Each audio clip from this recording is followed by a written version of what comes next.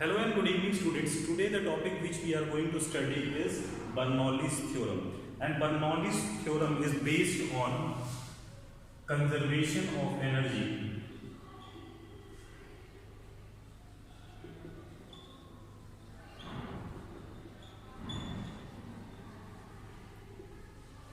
Okay, there must be two criteria which must be applied for Bernoulli's theorem. The first is ideal fluid flow and the second is streamline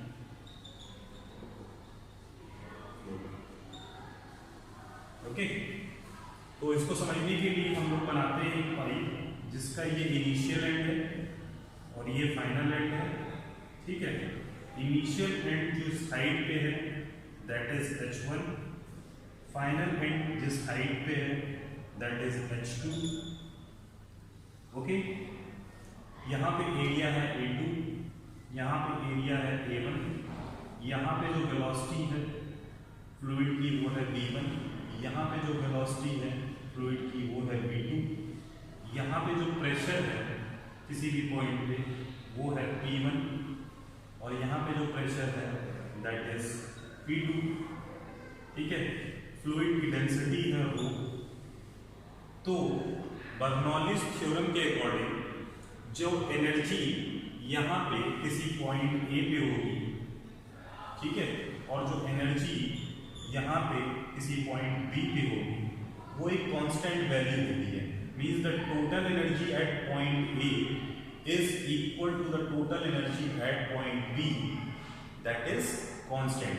कहने का मतलब क्या है, यहाँ पे है प्रेशर P1, तो P1 प्लस यहाँ पे जिस हाइट पे है यहाँ पे पोटेंशियल एनर्जी क्या होगी, rho g H1 plus kinetic energy यहाँ पे क्या होगी, half rho V1 square is equal to जो यहाँ पे प्रेशर है, प्रेशर की वजह से जो एनर्जी हुई दैट इज P2 प्लस यहाँ पे जो पोटेंशियल एनर्जी आएगी that is rho g H2 plus kinetic energy जो यहाँ पे मिलेगी हमें that is half rho V2 का स्क्वायर इज कांस्टेंट। ओके, और we can say P plus rho g H plus half rho V square is equal to constant. Means the total energy at any point during a ideal fluid flow is constant. So this is total energy of flowing fluid. ठीक है, आइए इसका हम derivation करते हैं। Now moving to derivation of Bernoulli's theorem, we will consider the pipe at H2 height over here and H1 height at this point, right? Let the density of fluid be rho and here the pressure be P1 and this point the pressure be P2। Okay, या फिर हम यहाँ पे consider कर देते हैं। ठीक है, ये पॉइंट है A, ये पॉइंट है B और मानेंगे कि फ्लूइड डेल्टा टी टाइम पे A से A डैश मूव कर गया, मीन्स यहाँ से यहाँ तक मूव कर गया। तो यहाँ पे जो फ्लूइड मूव किया होगा वो B से B डैश मूव किया होगा। ठीक है, डेल्टा टी टाइम पे। ओके, यहाँ पे वेलोसिटी है V1, यहाँ पे जो वेलोसिटी है that is V2। Okay, now यहाँ पे एरिया है A1 और यहाँ पे एरिया है A2। Now we know that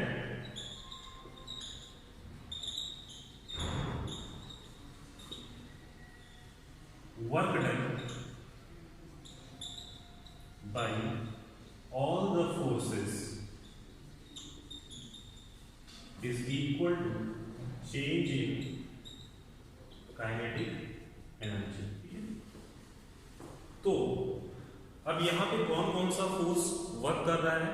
पहला तो प्रेशर फोर्स वर्क कर रहा है, दूसरा नॉर्मल रिएक्शन वर्क कर रहा है, तीसरा ग्रेविटी और फ्रिक्शन फोर्स वर्क कर रहा है, साथ ही साथ एक रोटेशनल फोर्स भी है। तो कौन कौन से फोर्सेस हैं? सबसे पहले ग्रेविटी, तो ग्रेविटी को हम कंसीडर करेंगे, ग्रेविटी फोर्स को। दूसरा प्रेशर फोर्स, ठीक है, प्रेशर की वजह से जो फोर्स डेवलप हुआ है। चौथा है नॉर्मल रिएक्शन। हमें क्या पता है, अगर यहाँ पे कोई भी नॉर्मल रिएक्शन डेवलप हो रहा है तो सरफेस के परपेंडिकुलर नॉर्मल फोर्स का वर्क डन 0 होता है, तो नॉर्मल फोर्स को हमें कंसीडर नहीं करना है। फिर हमें क्या पता है कि फ्लूइड कैसा है? आइडियल फ्लूइड है।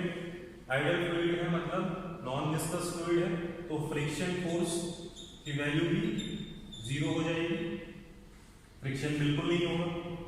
उसके बाद हमें क्या पता है कि ये फ्लूइड कैसा है? इरोटेशनल, ठीक है, तो इसमें कोई टॉर्क की वजह से भी कोई फोर्स नहीं होगा, ठीक है। तो हमें किन दो फोर्सेस के ऊपर ध्यान देना है? दैट इज ग्रेविटी की वजह से और प्रेशर की वजह से। आइए देखते हैं वर्क डन बाय प्रेशर, ठीक है। वर्क डन बाय प्रेशर क्या होगा? W is equal to, pressure की वजह से ये फ्लूइड A से A डैश मूव की, तो वर्क डन कहां से कहां तक है? A से A डैश तक, प्लस यहाँ पे फ्लूइड कहां से कहां तक मूव की? B से B डैश तक, तो work done from B to B dash. Now work done by pressure force, हमें क्या पता है यहाँ से प्रेशर कितना लग रहा है? P1, और P1 को हम मल्टीप्लाई करते हैं अगर एरिया A1 से, तो ये हो गया प्रेशर फोर्स। और प्रेशर फोर्स के से होने वाला वर्क डन क्या होता है? Into displacement. तो हमने क्या माना कि A से A डैश गया, और ये डिस्टेंस हम मान लेते हैं डेल्टा x, जो A से A डैश तक है, तो यहाँ पे आ जाएगा डेल्टा x, प्लस यहाँ पे फ्लूइड का प्रेशर क्या था?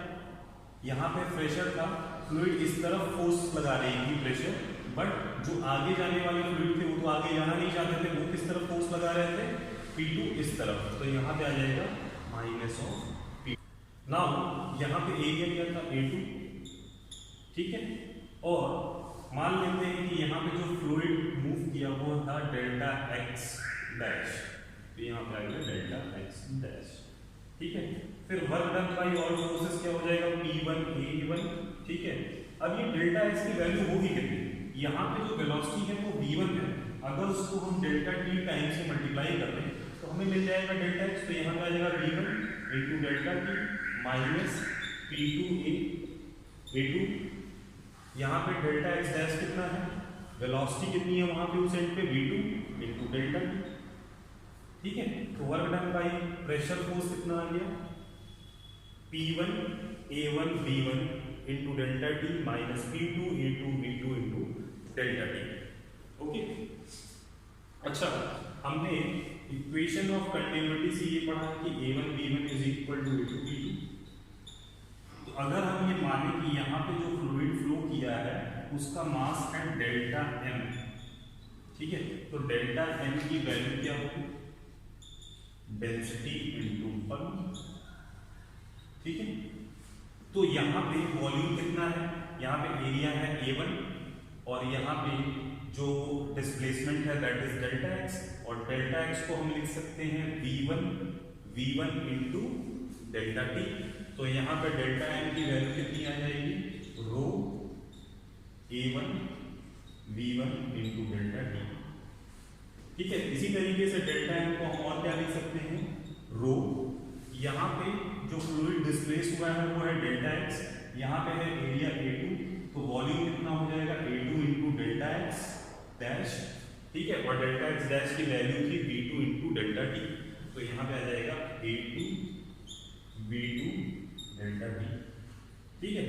अब इन इक्वेशन में 1 में इक्वेशन 2 और इक्वेशन 3 की वैल्यू सब्स्टिट्यूट कर दें, ठीक है। तो work done by all forces क्या आ जाएगा?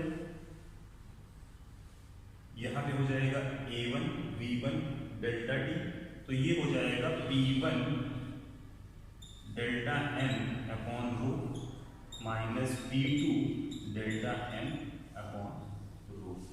ठीक है, work done by all forces हो गया P1 delta m upon rho minus P2 delta m upon rho.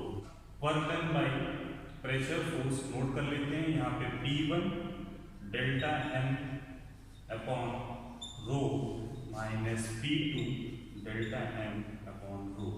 ठीक है, इसको हम लिख सकते हैं delta m upon rho P1 minus P2। ठीक है, अब बात करते हैं work done by gravity.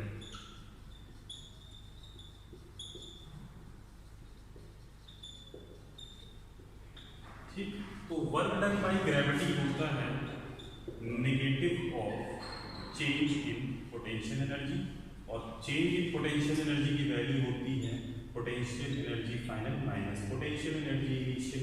Minus sign को अंदर पुट करेंगे तो change in potential energy initial minus potential energy final. तो पोटेंशियल एनर्जी इनिशियली क्या है, जो फ्लूइड ए से बी तक थी तो हम कह सकते हैं यू ए बी। ठीक है, और पोटेंशियल एनर्जी फाइनल क्या है, ए डैश से B dash minus of potential energy A dash B dash. Work done by gravity क्या हो गया भाई, जो ये पोटेंशियल एनर्जी ए से बी तक था तो उसको हम डिवाइड कर सकते हैं ए से ए डैश और ए डैश से बी तक। तो ये हो गया U A dash plus U A dash B minus A dash से बी डैश तक जो पोटेंशियल एनर्जी उसको हम लोग लिख सकते हैं potential energy A dash B minus B B dash. तो ये क्या बन गया, work done by gravity is equal to potential energy A dash और A dash B minus A dash B cancel out हो जाएगा, तो यहाँ पे आ जाएगा plus potential energy B B dash. मतलब पोटेंशियल एनर्जी इतने पोर्शन में और पोटेंशियल एनर्जी इतने पोर्शन में। ठीक है, तो यहाँ पे जो डेल्टा एम का फ्लूइड था वो कितना फ्लो किया, h1 हाइट। ठीक है, तो यहाँ पे वर्क डन बाय ग्रेविटी ए से ए डैश तक कितनी हो जाएगी, डेल्टा एम इंटू जी h1। तो यहाँ पे आ जाएगा प्लस का साइन और यहाँ पे आएगा माइनस का साइन, और यहाँ पे आ जाएगा माइनस डेल्टा एम जी h2। तो पोटेंशियल एनर्जी कितना हो गया, delta M G h1 minus h2। तो ये था हमारे लिए ए इक्वेशन और ये था हमारे लिए बी इक्वेशन। और हमने क्या पढ़ा था, work done by all forces is equal to change in kinetic energy. तो जो दो फोर्सेस की वजह से काइनेटिक एनर्जी चेंज हो रही थी वो थी ग्रेविटी का फोर्स और प्रेशर का फोर्स। ठीक, तो अब हम क्या करेंगे, इन दोनों इक्वेशन का सम लिखेंगे।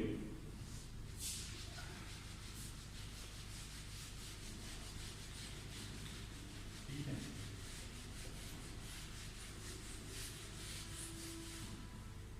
तो work done by gravity is equal to delta M G h1 minus h2। So work done by all forces is equal to change in kinetic energy. और काइनेटिक एनर्जी कैसे चेंज होगी, kinetic energy final minus kinetic energy initial. ठीक है, work done by all forces क्या कौन कौन सा है, pressure force plus force by gravity.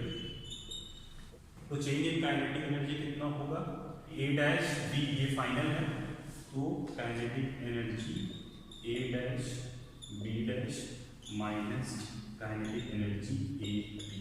A dash से बी डैश काइनेटिक एनर्जी कितना चेंज हो रहा है, kinetic energy A dash B plus kinetic energy B से B dash minus kinetic energy A B में कितना चेंज हो रहा है, ए बी में ए से ए डैश, तो काइनेटिक एनर्जी ए से ए dash minus kinetic energy A dash से बी, ए डैश से बी।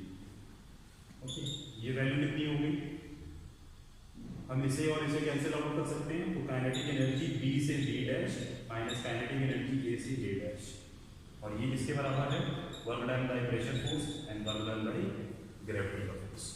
तो B से B डैश में कितनी वेलोसिटी है, V2, तो यहाँ पे आ जाएगा हाफ डेल्टा एम फ्लूइड का, जो कि V2 वेलोसिटी से मूव कर रहा था, kinetic energy delta M V2 square minus half delta M, यहाँ पे जो वेलोसिटी थी V1, तो यहाँ पे आ जाएगा V1 स्क्वायर, और प्रेशर फोर्स कितना था, delta M upon rho P1 minus P2, plus gravity का फोर्स कितना था, delta M G H1 minus H2। ठीक है, अब अगर हम डेल्टा एम सब जगह देख रहे हैं कॉमन है, उसको कैंसिल आउट कर दें, तो बचा क्या, P1 minus P2 upon rho plus G H1 minus H2 plus half V2 square minus half V1 का स्क्वायर, और पूरे ही इक्वेशन को अगर हम रो से मल्टीप्लाई कर दें, ठीक है, तो यहाँ पे हमें मिल जाएगा, रो से rho cancel out, P1 minus P2 plus rho G H1 minus H2 is equal to half rho V2 square minus half rho V1 square. ठीक है, ये निगेटिव टर्म आप लेफ्ट हैंड साइड मूव कर दीजिए, और ये negative term आप right hand side move कर दीजिए, इसे भी राइट हैंड साइड मूव कर दीजिए, बचा क्या, P1 रो G H1 रो G H1, और यहाँ से आ गया plus half rho V1 square is equal to minus P2 उधर गया तो P2 रो G H2 उधर गया तो plus rho G H2 plus half rho V2 square. This is our final equation. So derivation को आप नोट कर लीजिए।